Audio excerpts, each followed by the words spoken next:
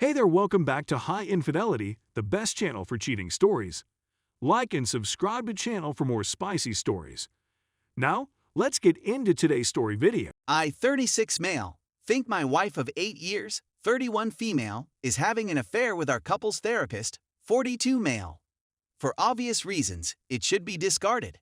After having communication difficulties for around 1 year and a half, my wife and I decided to seek help from a marriage counselor approximately 7 months ago. It begins off nicely, and we are able to communicate more efficiently as time goes by. A little more than 3 months ago, she started attending extra sessions for personal care, alone. This was about the time, around 3 months ago, when our couple sessions with all three of us got much more one-sided, with me playing the bad guy and the 2 other participants kind of teaming up against me. He becomes Danny, and she begins to tell her friends about him and how wonderful he is for her self-care. However, if her friends express an interest in scheduling an appointment with him, she responds by saying he only does couples, or he's not taking new clients, which I find strange because he has always been referred to as Dr. So-and-so, and now he is suddenly referred to as Danny.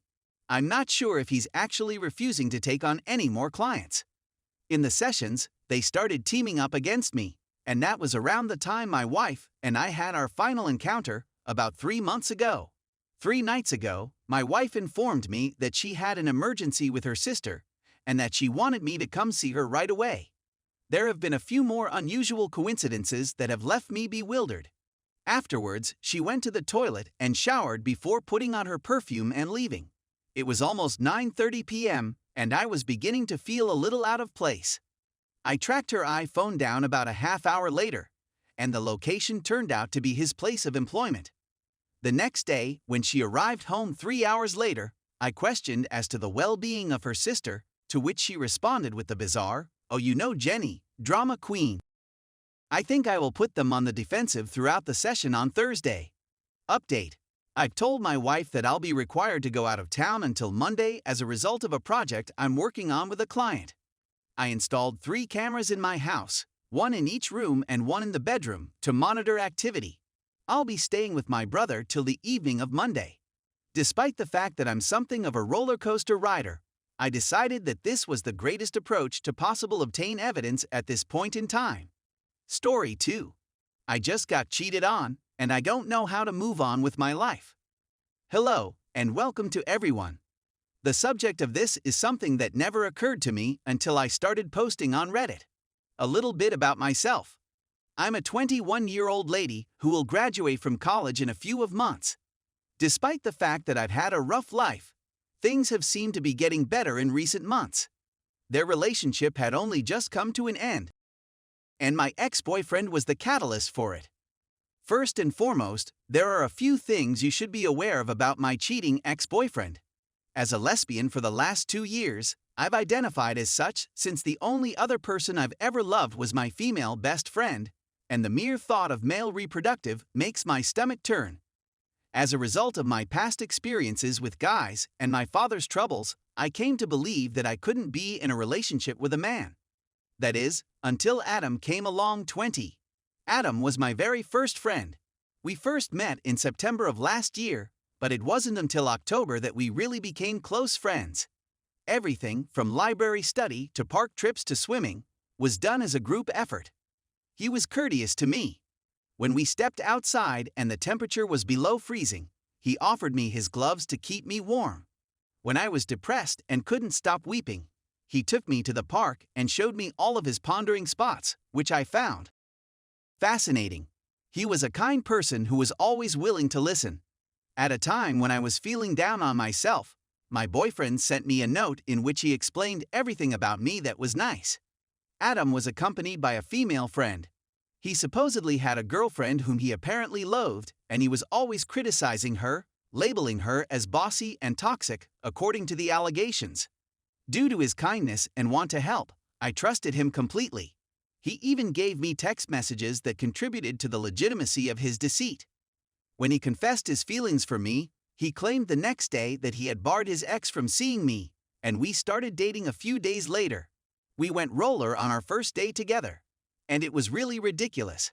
I could never have imagined falling out of love with my first love, or even looking at a man without feeling afraid of what may happen.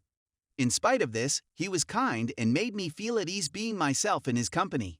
I had faith in him, thought he was attractive, and felt he was a nice guy. I was wrong. The first month was uneventful, even without flaws. During the second month, everything started to go awry. Our relationship had been moving at a breakneck pace, and I was experiencing intense feelings much too quickly. But I believed we would be together for the rest of our lives. Even if he felt that way about me, the last person I'd ever loved, I didn't realize that it didn't apply to him at the time. A slew of warning signs went unnoticed by me, such as his maintaining a Snapchat streak with his ex-girlfriend and interacting with her on a regular basis, and him being so fatphobic that I wanted to stop eating. They were ultimately able to locate me. After conversing with a few mutual friends, I realized he was gaslighting me, emotionally abusing me, and pressing me, and I confronted him.